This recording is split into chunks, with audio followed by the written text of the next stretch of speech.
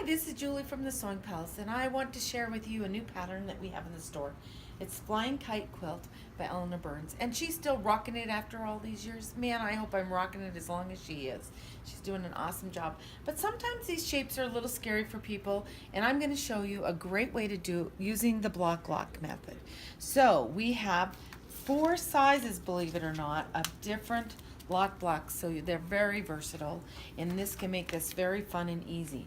Now, the thing that is so great about the block, it actually comes with 3 separate pieces when you buy it. So you have the piece that cuts the kite, you have the piece that cuts your outside pieces, and then you have the piece that will trim up your kite block so that it comes out perfectly. The other thing that I used was some maker's tape. That's really nice because you can place a small amount on the back of your template and it keeps it from sliding while you're cutting, and a rotating mat. Of course, your Bernina machine's always a must, and a nice rotary cutter that's got a sharp blade is going to be helpful as well. So let me show you how fast and easy this is, because it's a lot of fun to do, and I just couldn't stop. I could probably be making quilts and quilts out of this because I had so much fun. So I love scrap quilts, and this is just a bunch of scraps from another project I did. And what's kind of nice is I can lay this on here, which the best way that it's going to lay on there. And guess what? It's not quite exactly the size I need it to be, but remember, it gives me excess so I can trim it off. So it's not really, if I couldn't miss a lot like that, but a little bit on the either end is not going to hurt anything. So I'm using the end. I don't have to be super cautious about being exact because we're using the block to trim it up, and then I'm going to rotate my mat, which makes it really nice and easy when you're cutting. And so that makes it just so much easier all the way around. So if you have one, use it. If not, we have them here at the store. Imagine that. So how easy was that to just cut a fast little pile of pieces to get started? Then to cut your background piece, which is using the other template, we're just going to stick it on there. Again, it has a little bit of that piece on there to keep it from sliding around, and that really does make a big difference. Now I'm using the 2-inch finished block piece, so this is a 3-inch strip, so I just make the little cut and trim the extra away, and then I'm going to turn it over, lay it on there again, go ahead and make the cut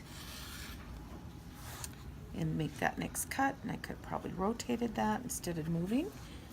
Let's see if I can do that. There.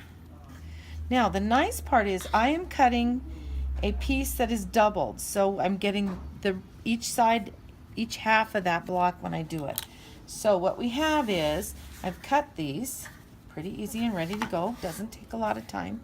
So you're going to start with your center kite piece, and then you're going to also put on your 2 sides.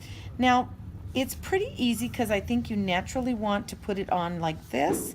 If you do that, it's not going to work. Ask me how I know. I've sewn them wrong and had to take them out. So if you just remember that all the big sides go together when you sew, it's going to be really easy. Now, I'm going to switch this up to a bigger piece just so you can see it a little easily. So again, I have my outside pieces. There's 2 of them. And my kite piece. Now I'm going to start by putting this first piece on and lining it up, and you can see that little notch we cut earlier. It's just going to line up right there and along the edge, and you're going to take your 1/4-inch seam. Once you do that, you're going to press. And once you've got that pressed, it looks like this. Isn't it coming out nice and straight? Pretty easy. Now you're going to take your next piece of that pie and add it on here as well.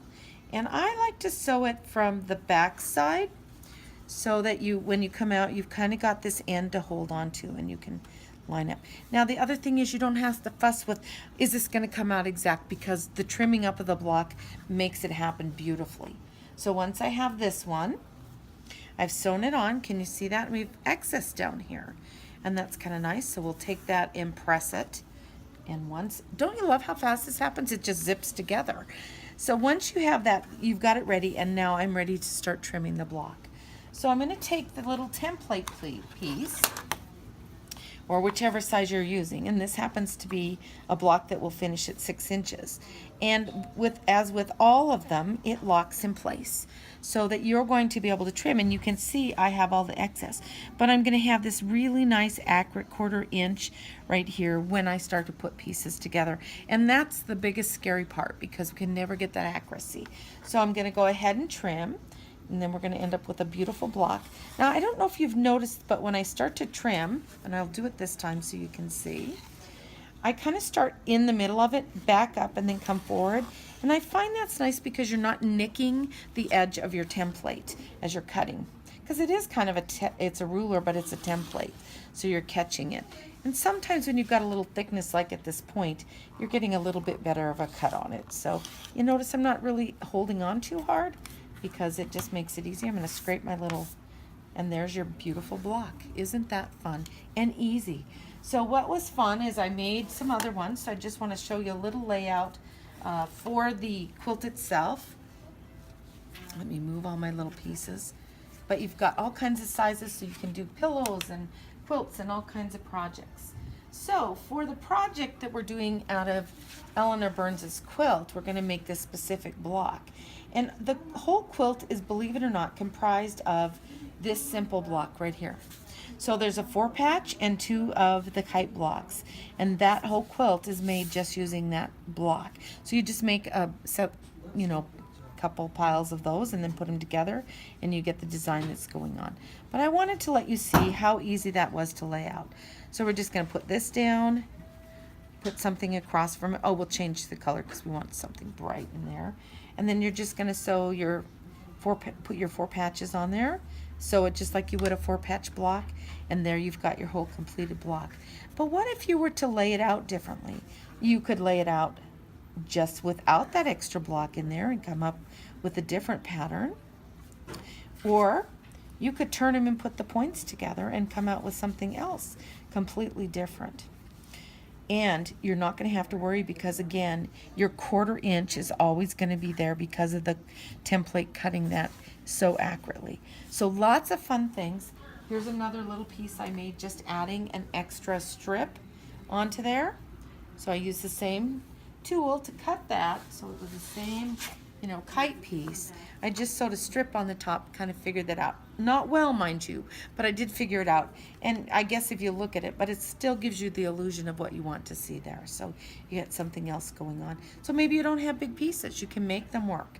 So here we are. Come see us, drop in, get some great new tools and a new pattern, and have fun flying a kite. This is Julie at the Sewing Palace.